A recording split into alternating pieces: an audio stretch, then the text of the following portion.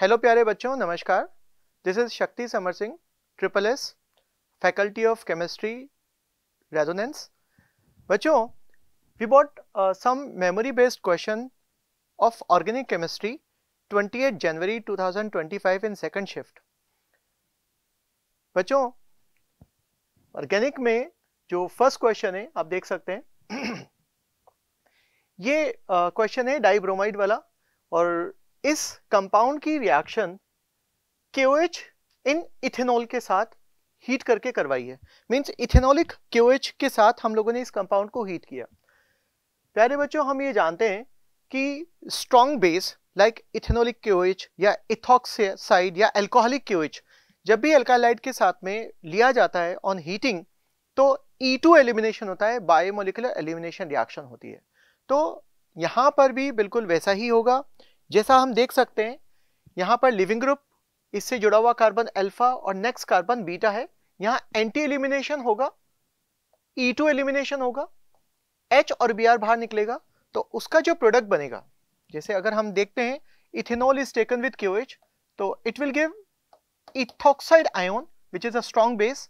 तो बच्चों ये बीटा हाइड्रोजन लेगा, एंटी एलिमिनेशन करेगा इस तरह से, और जो प्रोडक्ट बनाएगा वो यहां पर ऐसा प्रोडक्ट बनेगा।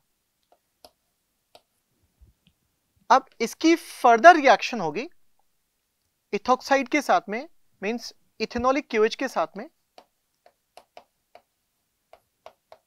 अगेन ये E2 एलिमिनेशन करेगा, और यहां पर प्यारे बच्चों ये वाला हाइड्रोजन लिया जाएगा, इथॉक्साइड इस H को लेगा, इस तरह से E2 एलिमिनेशन करेगा, और जो प्रोडक्ट बनाएगा वो ऐसा कुछ होगा। इसमें हम देख सकते हैं जो एल्कीन बन रही है उसमें दो डबल बॉन्ड कॉन्जुगेशन में है, that gives more stable product. इसकी थर्मोडायनेमिक स्टेबिलिटी ज्यादा हो गई। हमारे पास दूसरा ऑप्शन ये भी हो सकता था बच्चों कि हम यहां से H ले लेते। अगर हम ये H लेते तो इसका डिफरेंट प्रोडक्ट मिलता, वो मैं आपको लिख करके दिखाता हूं।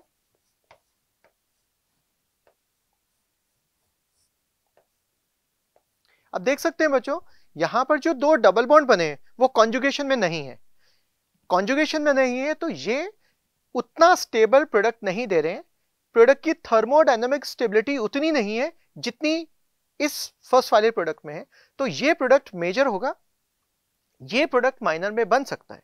तो जब हमारे को यहां पर लिखा हुआ है मेजर प्रोडक्ट बताइए तो यही प्रोडक्ट होगा। अब देखिए बच्चों, यहां पर जो प्रोडक्ट है उसका स्ट्रक्चर गिवन नहीं है, उसके IUPAC नेम्स दे रखे हैं।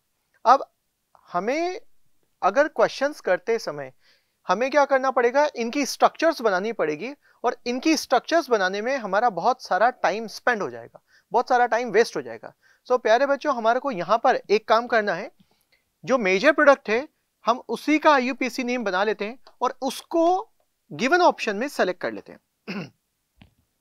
जैसे यहां पर ये मेजर प्रोडक्ट है, हम लोगों ने इसकी नंबरिंग कर दी। हम देख सकते हैं सेकंड कार्बन पर फिनाइल है, तो इसका IUPAC नेम हो जाएगा 2 phenyl hepta, word root alka होगा, हेप्टा होगा, because 2 double bonds are there in the parent chain. तो यहां पर जो IUPAC नेम बनेगा, फिनाइल साइड चेन है तो 2 फिनाइल हेप्टा, और हम देख सकते हैं डबल बॉन्ड की पोजीशंस 2 और 5 पर है, तो हम लिखेंगे 2 फिनाइल हेप्टा 2, डबल बॉन्ड की पोजीशन 2 और 4 पोजीशन पर है। तो इसका जो नेम होगा वो होगा 2 फिनाइल हेप्टा 2, 4 डाइईन। अब ये ऑप्शन हम यहां पर देख लेते हैं, ना कि हम इन चारों ऑप्शंस की स्ट्रक्चर बनाएं, क्योंकि बच्चों चारों की स्ट्रक्चर हम बनाएंगे तो उसमें बहुत सारा टाइम खराब हो जाएगा। तो हम डायरेक्ट देख लेते हैं यहां पर जो हमारा ऑप्शन हमें ठीक लगा था, 2 फिनाइल हेप्टा 2, 5 डाइईन। ये गलत नाम है, ये प्रोडक्ट नहीं बन रहा है, मेजर प्रोडक्ट ये नहीं है। 2 फिनाइल हेप्टा 3, 5 डाइईन, ये भी मेजर प्रोडक्ट नहीं है। 2 फिनाइल हेप्टा 2, 4 डाइईन, जिसको हमने अभी बनाया था वही ये नेम है, तो इसका आंसर थर्ड हो जाएगा। लेते हैं अगला क्वेश्चन बच्चों। देखिए, it's a very simple reaction बच्चों, it come from hydrocarbon portion. बहुत बेसिक सी रिएक्शन है, NCERT में ये रिएक्शन गिवन है, एज इट इज ये रिएक्शन बच्चों NCERT में हाइड्रोकार्बन चैप्टर में ये गिवन है।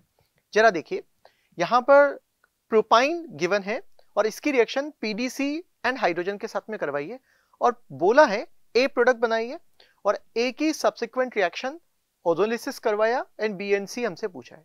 प्यारे बच्चों, जो एक बहुत ही कॉमन सी बात है वो ये है कि अगर हमें हाइड्रोजनेशन दे दें पैलेडाइज ग्रेफाइट के साथ में या किसी कैटलिस्ट के साथ में, तो हम लोग जितने भी पाई बॉन्ड कंपाउंड के अंदर प्रेजेंट रहते हैं उन सबका हाइड्रोजनेशन करवा देते हैं। तो एक फर्स्ट थॉट तो ये आता है कि अगर हम प्रोपाइन का हाइड्रोजनेशन करा रहे हैं तो प्रोपेन बन जाना चाहिए। बट प्यारे बच्चों, यहां पर इन्होंने बोला है कि ए ऐसा प्रोडक्ट बनाइए जिसका ओजोलिसिस हो सकता है। इसका मतलब ये चाहते हैं कि हाइड्रोजनेशन कंप्लीट नहीं होना चाहिए, पार्शियल हाइड्रोजनेशन होना चाहिए। तो ओके, हमने एल्काइन लिया, हमने उसमें 1 मोल हाइड्रोजन लिया विद पैलेडाइज ग्रेफाइट, ए बनेगा प्रोपीन। तो यहां पर अगर हम बनाएंगे तो प्रोडक्ट ए होगा प्रोपीन, और अब इस प्रोपीन का रिडक्टिव ओजोलिसिस हम करवा रहे हैं, तो जो प्रोडक्ट बनेंगे वो प्रोडक्ट बनेंगे एसिटाल्डिहाइड एंड फॉर्मेल्डिहाइड। तो हमसे ये पूछा है what are A, B and C respectively in the given reaction. तो ए प्रोपीन होगा, हम फर्स्ट वाले ऑप्शन में देख सकते हैं ये फर्स्ट ऑप्शन गलत है क्योंकि इसमें प्रोपेन है और इसका ओजोलिसिस होता भी नहीं है। बी में प्रोपीन दे रखा है, एसिटाल्डिहाइड दे रखा है एंड फॉर्मेल्डिहाइड दे रखा है। जो रियल आंसर हमारा है, जो एक्चुअल प्रोडक्ट्स बन रहे हैं वो यही बन रहे हैं। तीसरे में अगर अपन देखते हैं तो प्रोपीन ए ऑप्शन सही दे रखा है, बट अगर हम देखते हैं बी एंड सी ऑप्शन में बी एसिटाल्डिहाइड है और सी फॉर्मिक एसिड है। बच्चों हम जानते हैं यहां पर इसके ओजोलिसिस से, रिडक्टिव ओजोलिसिस से फॉर्मेल्डिहाइड बनेगा, जबकि ये बनता है ऑक्सीडेटिव ओजोलिसिस से। तो ये तो ऑप्शन गलत है। डी फोर्थ ऑप्शन में देखते हैं, प्रोपीन इन्होंने दे रखा है, एसिटाल्डिहाइड एंड मिथेनॉल। मिथेनॉल यहां पर फॉर्मेल्डिहाइड जो बनता है उसका रिडक्शन करके मिथेनॉल मिलेगा, तो उसका और कोई रिड्यूसिंग एजेंट हमने डाल नहीं रखा जो एल्डिहाइड का रिडक्शन मिथेनॉल में या अल्कोहल में करेगा। तो फोर्थ ऑप्शन भी यहां पर गलत होगा बच्चों। तो यहां पर जो सही ऑप्शन है वो सेकंड ऑप्शन है। चलते हैं नेक्स्ट क्वेश्चन पर। यह है अगला question, how many of the following will give benzoic acid on oxidation with KMnO4। प्यारे बच्चों, यहां पर उन जेई मेंस के एग्जाम में बेंजीन पर कुछ स्ट्रक्चर्स लगा रखी थी, जैसे हम देख सकते हैं methyl, ethyl, isopropyl, tertiary butyl, n propyl, isobutyl, neopentyl, tertiary pentyl, इस तरह की स्ट्रक्चर दे रखी है। हम जानते हैं अगर हम बेंजीन पर sp3 कार्बन पर अगर एक हाइड्रोजन है या बेंजीन में बेंजीन से जुड़े हुए कार्बन पर कोई पाई बॉन्ड है, डबल बॉन्ड या ट्रिपल बॉन्ड है, तो उस केस में KMnO4 ऑक्सीडेशन करेगा, साइड चेन ऑक्सीडेशन, और पूरी की पूरी साइड चेन बेंजीन से जुड़ी हुई जो कार्बन साइड चेन है, तो पूरी की पूरी कार्बन साइड चेन को KMnO4 ऑक्सीडाइज कर देगा और बेंजीन से जुड़े हुए कार्बन को COH में बदलेगा, और जो रिमेनिंग कार्बन है बच्चों उनको CO2 वाटर में तोड़ देगा। तो इसे बोलते हैं साइड चेन ऑक्सीडेशन। लेकिन साइड चेन ऑक्सीडेशन की शर्त है बेंजीन से जुड़ा हुआ कार्बन जिस पर कम से कम एक हाइड्रोजन होना चाहिए। बेंजीन से जुड़े हुए कार्बन पर कम से कम एक हाइड्रोजन होना चाहिए, या फिर बेंजीन से जुड़े हुए कार्बन पर पाई बॉन्ड होना चाहिए। अब जरा देखते हैं बच्चों क्या कौन कौन सी स्ट्रक्चर में साइड चेन ऑक्सीडेशन की कंडीशन फुलफिल हो रही है। अगर हम इसमें देखते हैं तो यहां पर CH3 है, तो ये CH3 COH में बदल जाएगा और ये बेंजोइक एसिड दे देगा। यहां पर भी इस कार्बन पर हाइड्रोजन है, दो हाइड्रोजन है, तो इसमें भी साइड चेन ऑक्सीडेशन होगा, ये पूरी की पूरी जो साइड चेन है ये COH में बदल जाएगी। यहां पर भी इस बेंजिलिक कार्बन पर हाइड्रोजन है, तो ये पूरा का पूरा स्ट्रक्चर COH में बदल जाएगा। अगर हम यहां पर देखते हैं तो बेंजीन से जुड़ा हुआ कार्बन तो है, लेकिन यहां पे हाइड्रोजन नहीं है। अगर हाइड्रोजन नहीं है तो यहां पर साइड चेन ऑक्सीडेशन KMnO4 से नहीं होगा और यहां पर बेंजोइक एसिड नहीं मिलेगा। बाकी के इन 3 केसेस में मिल रहा है। आगे देखते हैं, यहां पर भी बच्चों बेंजीन से जुड़े हुए कार्बन पर कोई हाइड्रोजन नहीं है, तो यहां पे भी साइड चेन ऑक्सीडेशन नहीं होगा, बेंजोइक एसिड नहीं मिलेगा। इसमें यहां पर हाइड्रोजन है, 2 हाइड्रोजन है बच्चों यहां पर, तो ये पूरी की पूरी साइड चेन ऑक्सीडाइज हो जाएगी, KMnO4 बनेगा और बेंजोइक एसिड मिल जाएगा। यहां पर भी बेंजीन से जुड़े हुए कार्बन पर हाइड्रोजन है तो इससे भी बेंजोइक एसिड मिल जाएगा। यहां देखते हैं यहां पर कोई हाइड्रोजन नहीं है बेंजीन से जुड़े हुए कार्बन पर, तो इसमें साइड चेन ऑक्सीडेशन नहीं होगा, बेंजोइक एसिड नहीं मिलेगा। ये एक इंटरेस्टिंग सा कंपाउंड है। इसका जो नेम है वो 4,4 डाइमिथाइल डाइफिनाइल या बाइफिनाइल है। 4,4 डाइमिथाइल बाइफिनाइल। प्यारे बच्चों, अगर हम देखें तो इस बेंजीन पर ये कार्बन जुड़ा हुआ है, इस पर हाइड्रोजन है, इस बेंजीन में भी कार्बन है, इस पर हाइड्रोजन जुड़ा है। अगर मैं इसमें KMnO4H+ डाल के इसे हीट करता हूं या KMnO4OH- के साथ हीट करता हूं तो इससे जो प्रोडक्ट मिलेगा हमारे को, इससे जो प्रोडक्ट मिलेगा वो कुछ ऐसा होगा।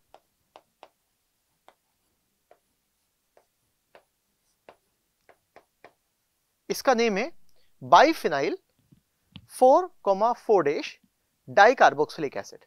तो इस आप देखिए बच्चों, वो पूछ रहे हैं बेंजोइक एसिड चाहिए, जबकि इसमें जो प्रोडक्ट मिल रहा है वो है 4,4 biphenyl dicarboxylic acid. Benzoic acid नहीं है, कंपाउंड अलग है।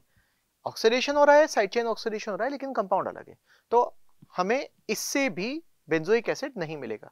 तो हम देख सकते हैं इसमें टोटल 5 कंपाउंड है जिनमें बेंजोइक एसिड मिल रहा है। प्यारे बच्चों, मैंने आपको पहले भी ये बताया था, इसमें एक छोटी सी बात है, और वो ये, जो क्वेश्चंस हम लोग यहां पर आपके लिए लेके आते हैं इसके 2 पर्पस होते हैं। आने वाले जो जेईई मेंस के एग्जाम है उनमें बच्चों की हेल्प हो सके, साथ में जो 11th में पढ़ रहे हैं या जो 12th में पढ़ रहे हैं, तो कुछ लोगों के ये चैप्टर्स हो चुके होंगे या होने वाले होंगे, तो वो रियलाइज कर सकें कि जेईई मेंस में किस तरह के क्वेश्चंस आते हैं, हमें जो पढ़ाया जा रहा है वो रिलेवेंट है या नहीं है, और अगर वो क्वेश्चंस आपसे अच्छे से हो रहे हैं, ठीक से हो रहे हैं, दैट मीन्स आपकी पढ़ाई अच्छे से चल रही है।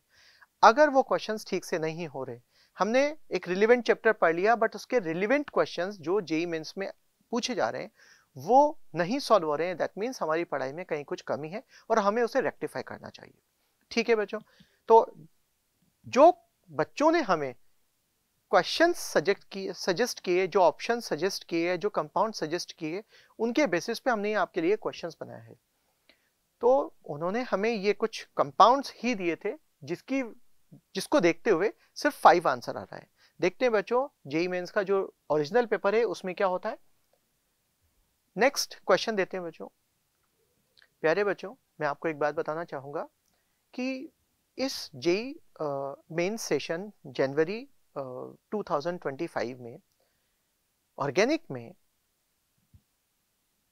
लगभग सारे पेपर्स में ये एक बात तो निश्चित है कि स्ट्रक्चरल आइडेंटिफिकेशन से, IUPAC से, स्ट्रक्चरल आइसोमेरिज्म से, जो सेपरेशन टेक्निक्स हैं, क्वालिटेटिव एनालिसिस ऑफ एलिमेंट हैं, उनसे क्वेश्चंस जरूर से आ रहे हैं। तो प्यारे बच्चों, ये 11th में जो ऑर्गेनिक केमिस्ट्री है पार्ट 2 NCERT की, उसमें ये दे रखे हैं और इस बार तो वहीं से लगभग क्वेश्चंस आए हैं। तो आप इन सब्जेक्ट्स, इन जो टॉपिक्स हैं, इन पर अच्छे से कमांड बना करके रखिए और इन्हें बार बार पढ़ते रहिए। देखिए बच्चों, अगेन जैसा मैंने आपसे कहा था कि हर सेशन में IUPAC या स्ट्रक्चर आइडेंटिफिकेशन या स्ट्रक्चरल आइसोमर्स पे बेस्ड क्वेश्चन आ रहे हैं। मॉर्निंग में भी आया था, इवनिंग, आज 28 जनवरी को मॉर्निंग में भी आया था, इवनिंग में भी आया है। देखिए स्टेटमेंट 1 ये बोल रहा है कि ये 2 कंपाउंड हैं, दे आर आइसोमेरिक पेयर। बच्चों बहुत सिंपल सी बात है, आइसोमर्स होते हैं जिनका मॉलिक्यूलर फॉर्मूला सेम हो बट कंपाउंड डिफरेंट हो। कंपाउंड डिफरेंट या तो स्ट्रक्चर की वजह से हो सकते हैं, एटम्स की कनेक्टिविटी में डिफरेंस की वजह से हो सकते हैं, या फिर ओरिएंटेशन ऑफ एटम और ग्रुप ऑफ एटम की वजह से हो सकते हैं। कंपाउंड डिफरेंट, जरा यहां पर देखिए, इसमें टोटल 6 कार्बन है, इसमें भी 1 2 3 4 5 6 कार्बन है। इसका DU1 है, इसका DU1 है, दैट मींस इन दोनों का मॉलिक्यूलर फॉर्मूला सेम है। 6 कार्बन है, मॉलिक्यूलर फॉर्मूला सेम है, आइसोमर्स है। लेकिन आप देखिए ये कंपाउंड अलग है, इसका स्ट्रक्चर अलग है, इसका स्ट्रक्चर अलग है। सो इनकी प्रॉपर्टीज 2 प्रकार की होती है, physical property and chemical property. इनकी प्रॉपर्टीज अलग अलग होंगी, कंपाउंड अलग अलग होंगे, इसलिए ये आइसोमेरिक पेयर है। तो स्टेटमेंट 1 सही है। स्टेटमेंट 2 देखते हैं। ये दे रखा है 2 डिग्री अमाइन विथ 5 कार्बन। ये दे रखा है 1 degree carbon, 1 degree amine with 5 carbon. इसमें भी 5 कार्बन है, इसमें भी 5 कार्बन है। ये 2 डिग्री अमाइन है, सेम मॉलिक्यूलर फॉर्मूला, ये 1 डिग्री अमाइन है।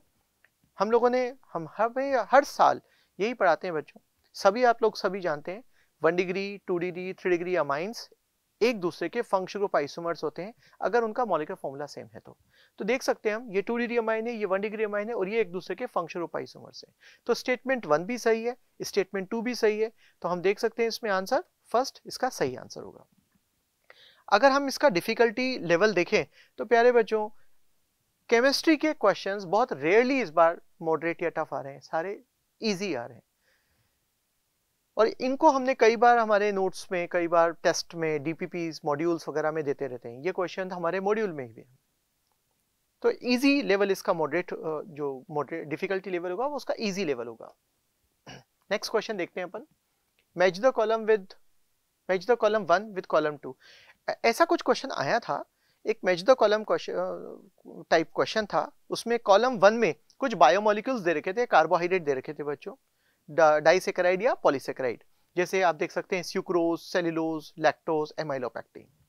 और उनके सामने हाइड्रोलिसिस के बाद जो मोनोमर्स मिल रहे हैं वो मोनोमर्स कौन से हैं और उनमें ग्लाइकोसिडिक बॉन्ड का लिंकेज क्या होगा। जैसे हम लोगों ने यहाँ पर इस साइड पर लिख दिया डाइसेकेराइड या पॉलीसेकेराइड, और इस साइड पर वहां एग्जाम में आया हुआ था कि मोनोमर्स कौन से मिलेंगे, इस तरह का ये ऐसा कुछ था। इसमें ये बताना चाह रहा है बच्चों कि मोनोमर्स कौन से होंगे। प्यारे बच्चों, हम जानते हैं जो कार्बोहाइड्रेट मोनोसेकेराइड्स होते हैं उनकी रिंग स्ट्रक्चर होती है, तो उसमें एक एनोमेरिक कार्बन होता है और हर कार्बन पर OH होता है, एनोमेरिक कार्बन पर भी OH होता है, और एनोमेरिक कार्बन पर OH का कॉन्फ़िगरेशन उस मोनोसेकेराइड के ओरिएंटेशन को बताता है कि वो अल्फा ओरिएंटेशन है या बीटा ओरिएंटेशन है, वो अल्फा मोनोसेकेराइड है या बीटा मोनोसेकेराइड है। और इन अल्फा या बीटा, इनको एनोमर्स बोलते हैं बच्चों। तो हर मोनोसेकेराइड या तो अल्फा एनोमर होगा, एनोमेरिक कार्बन पर OH नीचे, या बीटा एनोमर होगा, एनोमेरिक कार्बन पर OH ऊपर। तो ये जो अल्फा या बीटा लिखे हुए हैं ना बच्चों, ये मोनोसेकेराइड के कौन सा एनोमर है इसको बताना वाला है ये। और ये जो 14, 16, 12 ये सब लिखे हुए हैं, ये ग्लाइकोसिडिक बॉन्ड लिंकेज या glycosidic linkage found in disaccharide और पॉलीसेकेराइड को बता रहा है। मींस ये पूछ रहे हैं कि मोनोसेकेराइड का एनोमर कौन सा होगा, मोनोसेकेराइड का टाइप कौन सा होगा, और ये पूछ रहे हैं कि जो डाइसेकेराइड या पॉलीसेकेराइड आपको गिवन है, दिया हुआ है, उसमें ग्लाइकोसिडिक लिंकेज क्या होगा। अब जरा देखिए बच्चों, 14, 16, 12 का मतलब होता है एक मोनोसेकेराइड के first carbon, that is anomeric carbon, का अनदर मोनोसेकेराइड के फोर्थ कार्बन या सेकंड कार्बन या 6 कार्बन के साथ में एक लिंकेज बनता है, उसको बोलते हैं ग्लाइकोसिडिक लिंकेज। यानी यहां पर 2 मोनोसेकेराइड हो या 2 से ज्यादा मोनोसेकेराइड हो, उनमें एक मोनोसेकेराइड के फर्स्ट कार्बन का लिंकेज दूसरे मोनोसेकेराइड के सेकंड कार्बन से भी हो सकता है, 4 से भी हो सकता है, 6 से भी हो सकता है। In general 1,4 glycosidic linkage common होता है, 1,2 सिर्फ स्यूक्रोज में होता है, और 1,4 के साथ 1,6 एमाइलोपेक्टिन जो स्टार्च का ही एक पार्ट है उसमें होता है। तो जरा देखते हैं बच्चों, स्यूक्रोज है। अब स्यूक्रोज का जब हाइड्रोलिसिस होता है तो स्यूक्रोज के हाइड्रोलिसिस से अल्फा ग्लूकोज और बीटा फ्रक्टोज मिलता है, जिसमें 1,2 ग्लाइकोसिडिक बॉन्ड होता है। तो जरा देखिए बच्चों, यहां पर स्यूक्रोज को हम मैच करेंगे एस से, alpha glucose and beta fructose मिलता है और उसमें 1,2 ग्लाइकोसिडिक लिंकेज होता है। तो हम ए को एस से मैच करेंगे, ए को एस से मैच किया हुआ है, यहां तो 3 ऑप्शन में किया है, 1, 3 एंड 4 में। आगे देखते हैं, बी सेल्यूलोज। प्यारे बच्चों, cellulose is a polysaccharide, it is a polymer of beta glucose, और इसमें लिंकेज होता है 1,4 ग्लाइकोसिडिक लिंकेज। तो अब जरा देखते हैं अपन यहां पर सेल्यूलोज से beta beta 1,4, alpha alpha, alpha beta, तो ऑब्वियसली ये बीटा बीटा ही मिलेगा। बीटा बीटा का मतलब है सारी जो यूनिट्स है वो बीटा ग्लूकोज की होंगी, सारी मोनोसेकेराइड यूनिट्स बीटा ग्लूकोज की होगी, और उसमें 1,4 ग्लाइकोसिडिक लिंकेज होगा। तो बी को पी से मैच करेंगे। सी लैक्टोज, मिल्क शुगर होती है बच्चों लैक्टोज, लैक्टोज के हाइड्रोलिसिस से 1 मोल ग्लूकोज और 1 मोल गैलेक्टोज मिलता है, और दोनों में ही एनोमेरिक कार्बन पर OH ऊपर होता है, यानी वो बीटा एनोमर्स होते हैं। तो बीटा ग्लूकोज होगा और बीटा गैलेक्टोज होगा, तो यहां पर दोनों ही बीटा होंगे और वो 1,4 ग्लाइकोसिलिक लिंकेज रखते हैं। तो सी भी पी के साथ ही मैच करेगा। तो ए के साथ एस मैच किया, बी के साथ पी मैच किया, सी के साथ पी मैच किया। अब डी में देखते हैं एमाइलोपेक्टिन। जैसा कि मैंने आपसे कहा था, स्टार्च के दो पार्ट होते हैं, एमाइलोज छोटा पार्ट 15% बनाता है, 15 to 20%, और एमाइलोपेक्टिन लार्ज पार्ट जो 80 to 85% पार्ट बनाता है।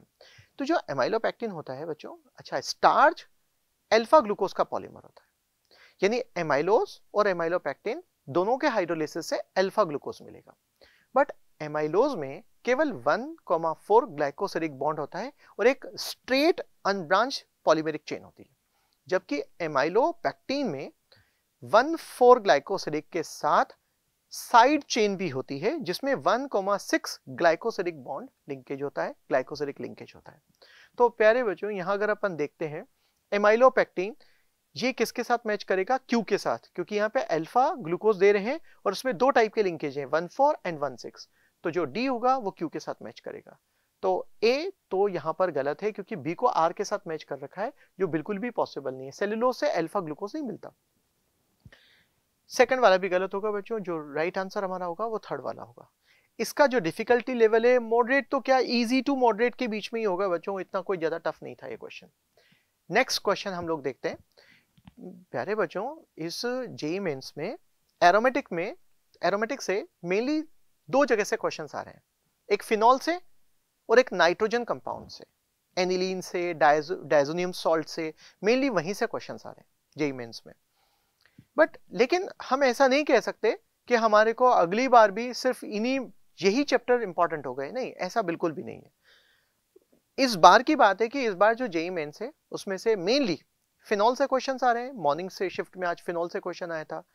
मींस हर एग्जाम में जेईई मेंस के 2025 के जनवरी सेशन में फिनॉल से या एनिलीन से क्वेश्चंस आ रहे हैं। बायोमोलिक्यूल में मेनली क्वेश्चंस तीन जगह से आ रहे हैं, या तो न्यूक्लिक एसिड है, अमीनो एसिड से बिल्कुल बहुत ही कम क्वेश्चन आ रहे हैं, या तो न्यूक्लिक एसिड से क्वेश्चन आया, या कार्बोहाइड्रेट से क्वेश्चन आ रहा है। न्यूक्लिक एसिड से, कार्बोहाइड्रेट से, और कार्बोहाइड्रेट में भी बच्चों डाइसेकेराइड या पॉलीसेकेराइड से क्वेश्चन आ रहा है। देखते हैं बच्चों अगला वाला क्वेश्चन। जैसा कि मैंने आपसे कहा था कि एनिलीन से या नाइट्रोजन कंपाउंड से क्वेश्चंस आ रहे हैं, वहीं से ये क्वेश्चन है, which of the following statement are incorrect? कौन से स्टेटमेंट सही नहीं है? 5 स्टेटमेंट दे रखे हैं। फर्स्ट स्टेटमेंट देखते हैं, 1 degree amine give carbylamine reaction. Carbylamine reaction या isocyanate test, Hoffmann's carbylamine reaction या आइसोसाइनेट टेस्ट, इसका रिएजेंट क्लोरोफॉर्म KOH होता है। क्लोरोफॉर्म KOH के साथ में, इथेनोलिक KOH के साथ में हम 1 डिग्री अमाइन को जब हीट करते हैं तो एल्काइल कार्बिलमाइन या एल्काइल आइसोसाइनाइड या फिनाइल कार्बिलमाइन या फिनाइल आइसोसाइनाइड बनता है। ये कार्बिलमाइन रिएक्शन या आइसोसाइनेट टेस्ट ये 1 डिग्री अमाइन का होता है। और 1 डिग्री अमाइन चाहे वो एलिफेटिक हो या एरोमेटिक हो, ये दोनों 1 डिग्री अमाइन ये टेस्ट दे सकते हैं। तो जरा देखिए बच्चों, 1 degree amine give carbylamine reaction, ये बात तो सही है। हमें चाहिए इनकरेक्ट स्टेटमेंट। तो ये ए ऑप्शन, मतलब ये जो ए स्टेटमेंट है वो हमारे लिए काम का नहीं है। 2 degree and 3 degree amine give carbylamine reaction, सिर्फ 1 डिग्री अमाइन ही कार्बिलमाइन रिएक्शन देते हैं। एलिफेटिक एंड एरोमेटिक बोथ सिर्फ 1 डिग्री अमाइन ही कार्बिलमाइन रिएक्शन देते हैं। 2 डिग्री 3 डिग्री कभी भी कार्बिलमाइन रिएक्शन नहीं देते। तो बी ऑप्शन हमारे काम का है, क्योंकि वो इनकरेक्ट है, हमारा आंसर है वो सी।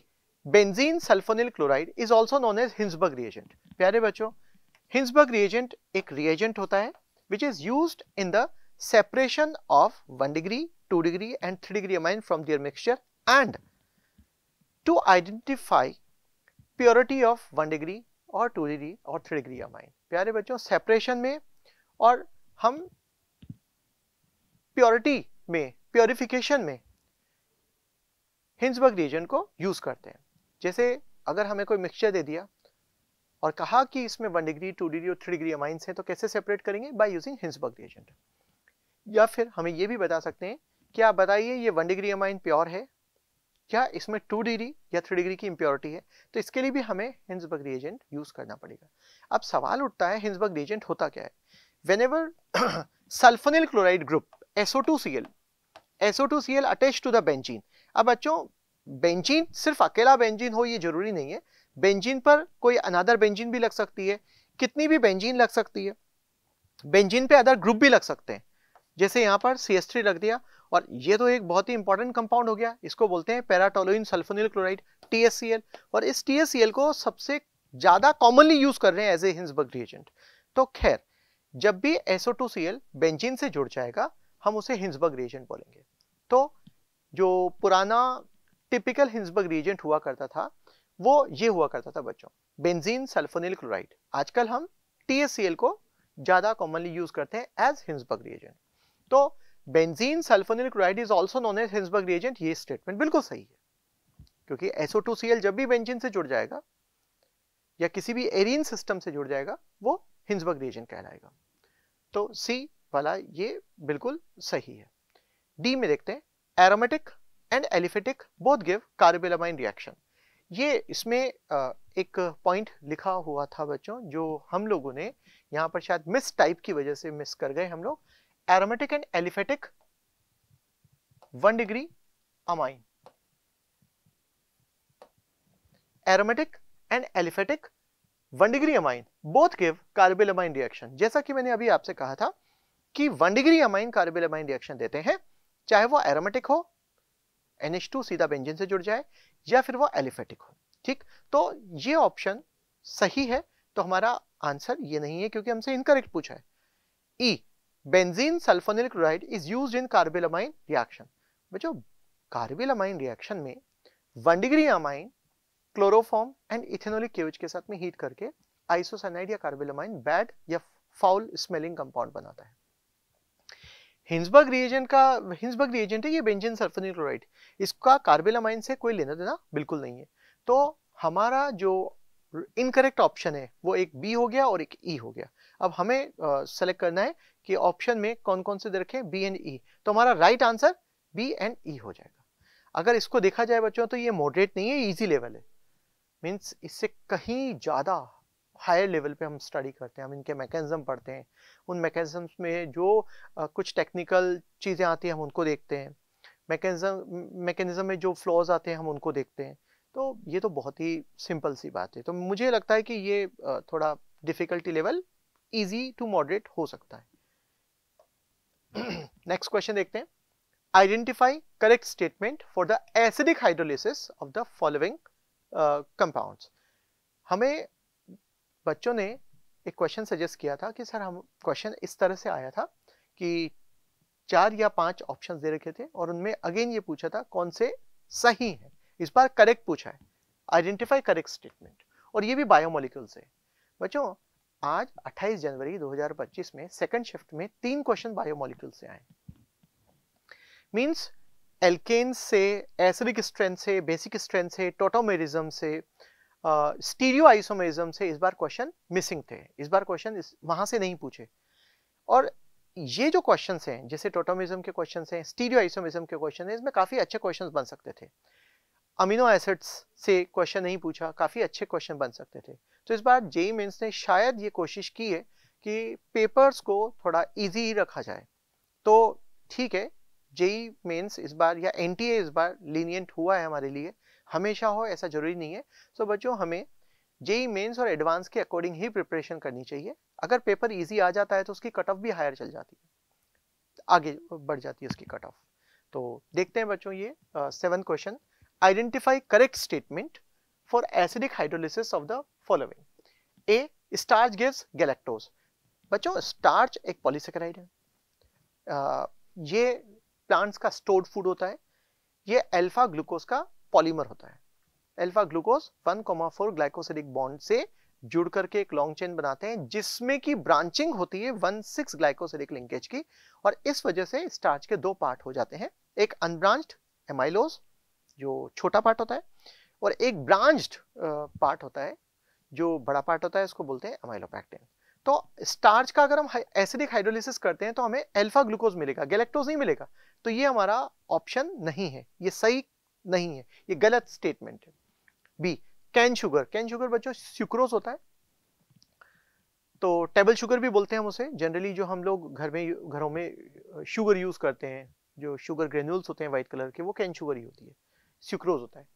Cane sugar gives glucose and fructose in equal amount on hydrolysis. ये बात बिल्कुल सही है। अगर हम ग्लूकोज का एसिडिक हाइड्रोलिसिस करते हैं तो 1 मोल, अगर हम सुक्रोज का एसिडिक हाइड्रोलिसिस करते हैं, 1 मोल सुक्रोज के हाइड्रोलिसिस से 1 मोल अल्फा ग्लूकोज और 1 मोल बीटा फ्रक्टोज मिलता है बच्चों। तो जो ग्लूकोज और फ्रक्टोज मिल रहे हैं वो इक्वल अमाउंट में मिल रहे हैं, तो ये ऑप्शन हमारे लिए बिल्कुल सही है, तो हम इसको टिक करते हैं। C, milk sugar. Milk sugar lactose होती है बच्चों। Lactose is a disaccharide. Lactose के हाइड्रोलिसिस से 1 मोल गैलेक्टोज, बीटा गैलेक्टोज और 1 मोल बीटा ग्लूकोज मिलता है। 1,4 ग्लाइकोसिलिक लिंकेज से ये जुड़े होते हैं लैक्टोज के अंदर। तो अगर हम देखते हैं milk sugar gives glucose and galactose, तो ये बात सही है, ये स्टेटमेंट सही है। ग्लूकोज भी बीटा होता है, बीटा ग्लूकोज और बीटा गैलेक्टोज होता है, तो ये स्टेटमेंट हमारा सही है। Amylopectin gives glucose and fructose. अभी जैसा मैंने बताया था आपको कि स्टार्च का जो लार्जर पार्ट होता है, जो 80 to 85% ऑफ द स्टार्च बनाता है, वो एमाइलोपेक्टिन होता है। वो अल्फा ग्लूकोज का पॉलीमेरिक फॉर्म होता है, अल्फा ग्लूकोज का पॉलीमर होता है।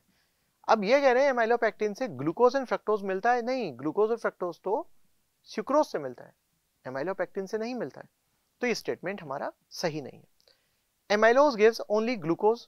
तो बच्चों, मैंने अभी कहा था आपसे कि जो एमाइलोज होता है स्टार्च का ही पार्ट होता है और उसके हाइड्रोलिसिस से अल्फा ग्लूकोज मिलते हैं, तो इससे अल्फा ग्लूकोज, इससे सिर्फ ग्लूकोज मिल रहा है, तो ये स्टेटमेंट बिल्कुल सही है।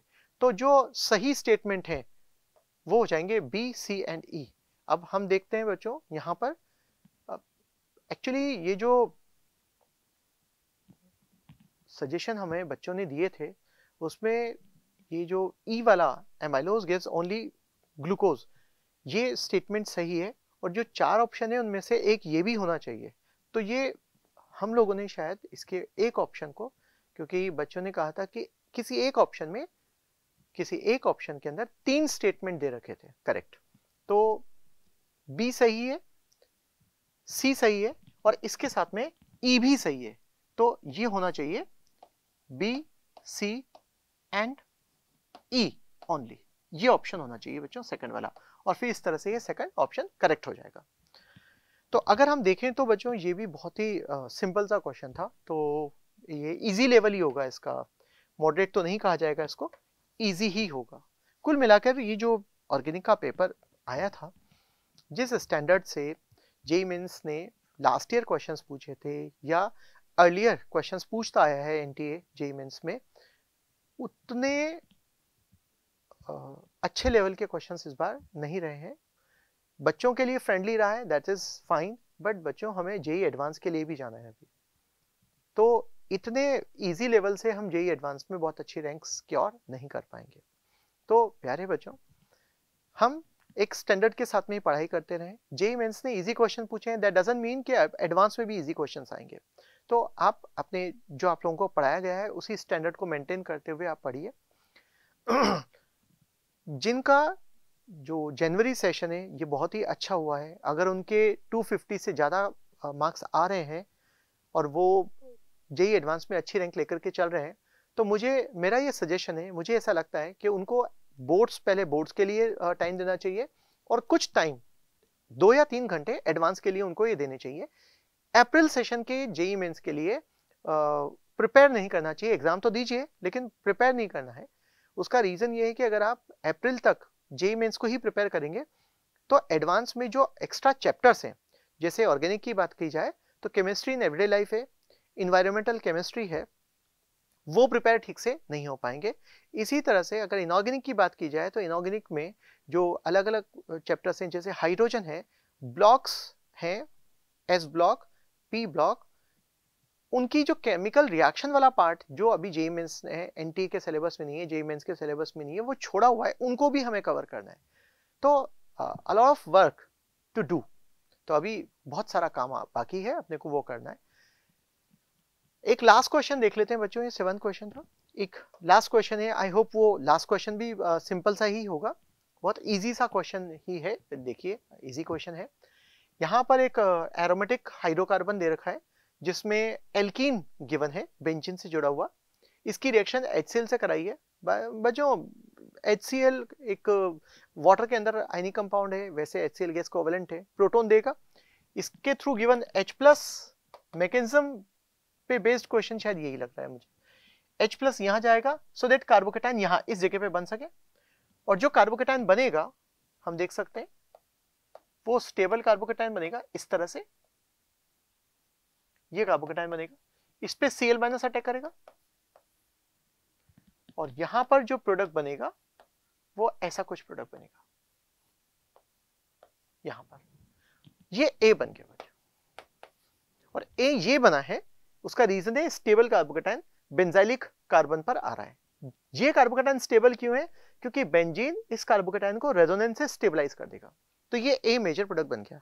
अब इस मेजर प्रोडक्ट की रिएक्शन सिल्वर साइनाइड से कराइए। प्यारे बच्चों, जो सिल्वर साइनाइड होता है ना, ये कोवेलेंट कंपाउंड है। इस कोवेलेंट कंपाउंड में सिर्फ नाइट्रोजन पर ही लोन पेयर प्रेजेंट है, यानी सिर्फ नाइट्रोजन ही है जो न्यूक्लियोफिलिक है, लेकिन ये कोवेलेंट है, ये फ्री नहीं है, ये एटम फ्री नहीं है, ये AgCN के साथ में है। और अब ये अगर हम इसको RX मान लेते हैं या हम इसको RCl मान लेते हैं, RCl मान लेते हैं, तो ये नाइट्रोजन R पे अटैक करके Cl को इस तरह से बाहर निकाल देगा, SN2 रिएक्शन होगी, AgCl प्रेसिपिटेट होगा और आइसोसाइनाइड बनेगा बच्चों। इसका जो प्रोडक्ट बनेगा वो बनेगा आइसोसाइनाइड।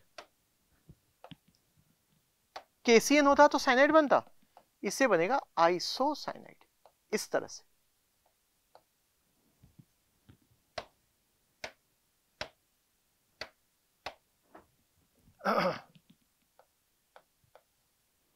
ये आइसोसाइनाइड बनेगा। तो अगर मैं इसकी रिएक्शन AgCl से कराता हूं, AgCl से कराता हूं, तो इस Cl की जगह पे CN आ जाएगा। ये इतना सिंपल सा क्वेश्चन है कि मुझे ऐसा लगता है कि मैं इसका मैकेनिज्म दोबारा से लिखूं वो इतना जरूरी नहीं है। तो जरा देखिए बच्चों, फर्स्ट ऑप्शन में अगर अपन देखें तो A मेजर प्रोडक्ट तो सही दे रखा है, लेकिन B वाला जो मेजर प्रोडक्ट है वो गलत दे रखा है, क्योंकि उसमें साइनाइड जोड़ रखा है। ये माइनर प्रोडक्ट बनेगा बच्चों, मेजर नहीं बनेगा, माइनर बनेगा। ये AgCN का कुछ तो डिसोसिएशन होगा, तो कुछ तो साइनाइड आयन मिलेंगे ही सही। मेजरली AgCN कोवेलेंट है, उसका डिसोसिएशन नहीं होगा, तो मेजरली अटैक इसी के थ्रू होगा, लेकिन AgCN का कुछ डिसोसिएशन होता है तो कुछ फ्री साइनाइड आयन देगा, तो ये माइनर मिलेगा, जबकि हमें मेजर चाहिए। यहां पर देखिए बच्चों, A बिल्कुल सही है और जो B वाला है वो भी बिल्कुल सही है, तो हमारा जो आंसर होगा वो सेकंड होगा। थर्ड में इन्होंने क्या किया, HCl को मार्कोनिकॉफ के ऑपोजिट जोड़ दिया, एंटी मार्कोनिकॉफ के अनुसार जोड़ दिया, यानी कार्बोकेटाइन को वहां पर बनाया है जहां लेस स्टेबल कार्बोकेटाइन बनेगा, तो थर्ड गलत है। फोर्थ में भी वही काम किया है बच्चों, फोर्थ गलत ऑप्शन है, गलत आंसर होगा, तो second is the right answer. प्यारे बच्चों, हम लोग ऑर्गेनिक के 8 क्वेश्चंस ही लेके आ पाए आपके सामने, एक या दो क्वेश्चन हमारे बच्चों से मिस हो गए थे। तो 2025 का 2025 का 28 जनवरी की सेकंड शिफ्ट का this was the organic chemistry का, this was the paper of organic chemistry. प्यारे बच्चों, सिर्फ 29 जनवरी आपका एक बचा हुआ है, जिसमें कुछ बच्चों का JEE मेंस का एग्जाम है। आप इनको देखिए और इनसे आप इस बात को समझिए कि पेपर इजी ही आ रहे हैं, तो अपना कॉन्फिडेंस हाई रखें। साथ में मोर और लेस सारे JEE मेंस में एक ही टाइप के क्वेश्चंस आए हैं, हर बार AgCN के कई सारे क्वेश्चंस AgCN पे बेस्ड आए, मीन्स एक ही एक टाइप के क्वेश्चंस आ रहे हैं। आप इनको करके जाइए, पूरे कॉन्फिडेंस के साथ में करके जाइए, अपने ऊपर और अपने ईश्वर पर भरोसा रखिए, सब अच्छा होगा। जिनका पेपर हो चुका है बच्चों, you should go for preparation for board exam, अभी जो आने वाले हैं 12th क्लास के लिए, और उसी के साथ एडवांस की भी आप तैयारी करिए। जिन बच्चों का JEE मेंस जनवरी सेशन हो चुका है और उतना अच्छा नहीं रहा, अप टू द मार्क नहीं रहा, तो आपको घबराने की और परेशान होने की कोई जरूरत नहीं है बच्चों। वी हैव अप्रैल सेशन, हम अप्रैल में और अच्छा कर सकते हैं, जो भी हमारी कमियां रही हैं उनको वहां पर पूरा कर लेंगे। हमारी प्रिपरेशन में जो भी कुछ कमी रह गई है हम उसे पूरा कर सकते हैं, हम आपकी उसमें मदद कर सकते हैं। आप आइए, हम आपकी अच्छे से मदद करेंगे। आपके जो सेक्शंस वीक रह गए हैं, जो एरियाज वीक रह गए हैं, हम आपको पढ़ाएंगे, बट उसके लिए आपको हमारे पास आना पड़ेगा। तो बच्चों, thank you so much for watching us and all the very best for JEE mains. JEE advance, board exams. Thank you बच्चों, प्यारे बच्चों, ब्लेसिंग्स।